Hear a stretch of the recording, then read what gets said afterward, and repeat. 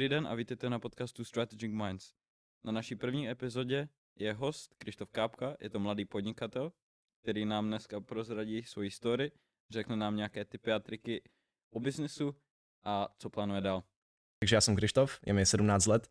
Aktuálně studuju mezinárodní prestižní školu v Dánsku a už v mých 17 letech jsem vlastně odešel ze střední české školy, protože mi dost vadil způsob, kterým se tam učí.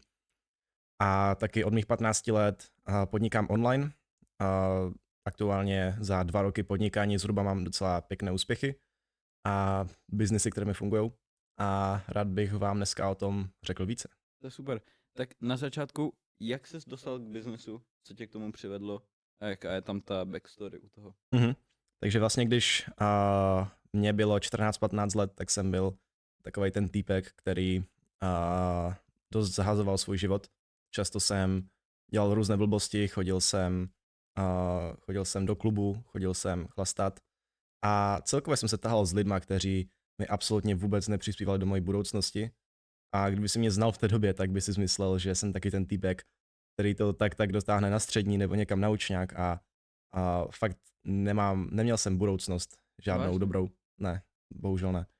A jednoho dne jsem si řekl, že fakt už s tím musím něco udělat, protože jsem si začal uvědomovat, že vlastně směr, kterým se ubírám, absolutně mi nedá ten život, který vlastně si představuju.